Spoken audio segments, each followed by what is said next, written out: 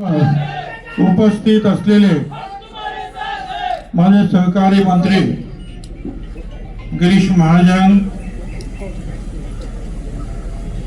मंत्री महोदय उदय सामंत, मंत्री महोदय धनंजय मुंडे, आमदार गोपीचंदराव पडळकर,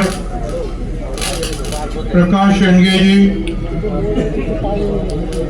माजी खासदार रमेश भुजबळ, शब्बीर भाई पण आमच्या बरोबर आहेत, कुठे दिसत नाही शब्बीर भाई अंसारी आहेत, आणि आमचे सर्व सहकारी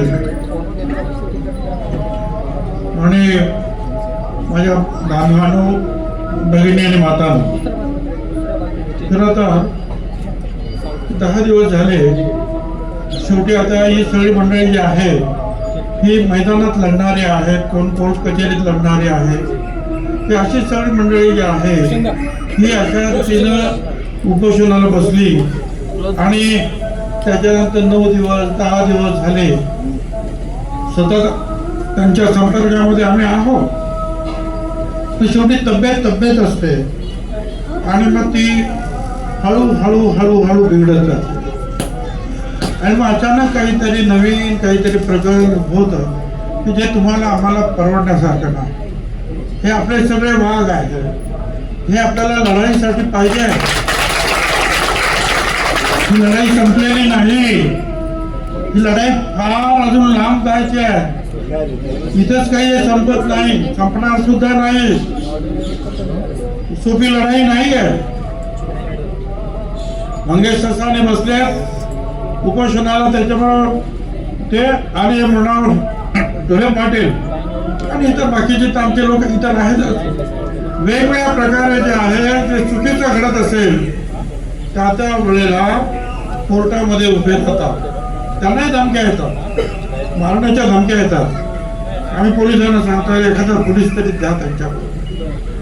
कधीतरी येतात, कधीतरी पोलीस नसतात अवेलेबल. चाललंय, आम्ही आपलं लढतो. पण आज माझ्याबरोबर अनेक मंत्री आहेत. सावे साहेब आमच्या बरोबर होते, गुलाबराव पाटील होते, ते संभाजीनगरमध्येच उतरले, ते सुद्धा होते जालन्यावर. आणि आज ह्या उपोषणांमुळे तिकडे लक्ष्मणराव हाके आणि नवनाथ वाघमारे आणि इथे मंगेश ससाने आणि दुसरे पण आहेत, भगवानगडाचे इथे एक कीर्तने म्हणून आहेत. वेगवेगळ्या ठिकाणी वेगवेगळे लोक उपोषणाला बसलेले आहेत. इथे मंगेश ससाने, मी या सगळ्यांना हात धरून विनंती करतो आहे, सगळ्या ठिकाणी जाणं आम्हाला शक्य नाही. काही ठिकाणी इतर कार्यकर्ते जातात, त्याने उपोषण मागे घ्यावं. आपण उपोषण हे आंदोलन सोडलेलं नाही, थांबवलेलं नाही, हे केवळ मंगेशी आपण स्थगित करणार आहोत. याचा अर्थ असा आहे की ज्या वेळेला आपल्याला परत वाटेल की आपल्या विरुद्ध काहीतरी चाललेलं आहे, त्यावेळेला परत तुम्हीच काय आणखी दुसरे आमचे सगळे जे आहेत लोक जे आहेत या आंदोलनामध्ये क्रियाशीलपणे उतरल्याशिवाय राहणार नाही. गिरीश महाजन म्हणाले त्या आरक्षणाला धक्का लावणे. गिरीशजी, आम्हाला एक धक्का नाही, अनेक धक्के मारून मारून बाहेर काढलेला आहे तुमच्या या कुणबी सर्टिफिकेट. कोण म्हणतो 50 लाख, कोण म्हणतो 55 लाख, कोण म्हणतो आता सगळ्या सोयरीला, आणि ते सगळं सांगताय, ते सगळं सांगताय की आम्ही 80% आहेत, आता आलो, आता फक्त 20% आहे. ते सगळे सोयरे झाला का 100% आम्ही आलोच. परत घेणार कुणबी सर्टिफिकेट. सांगताना सांगितलं सांगणार आम्ही मराठा आहोत. मग तुम्ही मराठी आहोत, कुणबी सर्टिफिकेट घेता मग सांगा आम्ही कुणबी आहोत, तेही सांगणार नाही. कारण इतर वेळेला आरक्षणाच्या वेळेला कुणबी आहे आणि माझे ते बांधव जे आहेत इतर वेळेला मराठा आहे. काय करायचं? आणि म्हणून यांनी जे सांगितलं, तुमच्याकडून जी सूचना आली ती मुलाने सुद्धा वाचून दाखवली. की काही लोक ओबीसी मधून सुद्धा एकच माणूस अर्ज करेल, मग EWS जे आहे तुमच्या आर्थिक मध्ये तोच माणूस दुसरा अर्ज करेल, मग SCBC मध्ये सुद्धा तोच माणूस तिसरा अर्ज करेल. म्हणजे इकडून पण तिकडून इकडून तिकडे कधी सगळीकडे फायदा घेण्याचा प्रयत्न करतो. म्हणून त्यांनी ती सूचना मांडली की याला आधार कार्डाशी प्रत्येकाची जोड द्यावा, की आम्हाला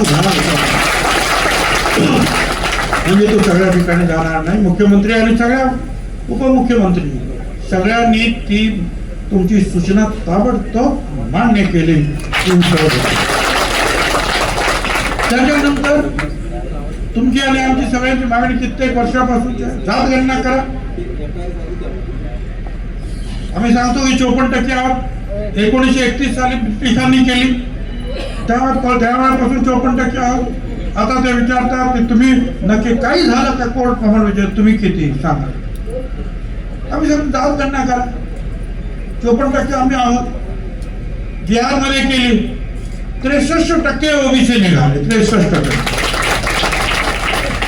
काल हा मुद्दा मांडल्यानंतर राष्ट्रवादी काँग्रेस पक्ष, अजित पवार यांच्या तर या मॅनिफेस्टो मध्ये हा मुद्दा होता, पण काल देवेंद्र फडणवीस यांनी सुद्धा सगळ्यांच्या समोर सांगितलं की हा जात गणना झाली पाहिजे, ही आमची सुद्धा मागणी, सगळ्यांची मागणी आहे. ही जात गणना झाली पाहिजे, होऊ देत ना. आम्ही 50% आहोत, 60% आहेत का नाहीच. याचं कारण असं आहे की आहे तसं हे जे आता तुम्ही म्हणाल ना बाठिया कमिशन, ते आम्ही एका ठिकाणी सिन्नरमध्ये 4 गाव अशी सापडली की तिथे एकही ओबीसी नाही. आता ते मला जवळच होतं, खरं सांगायचं समता परिषदेच्या आमच्या कार्यकर्त्याला सांगितलं की जा 4 गावामध्ये जाऊन बघा किती ओबीसी आहे. एका गावामध्ये सरपंचच ओबीसी होता, दुसऱ्या गावामध्ये 4-4, 5-5 पंच जे आहेत ते ओबीसी आहेत.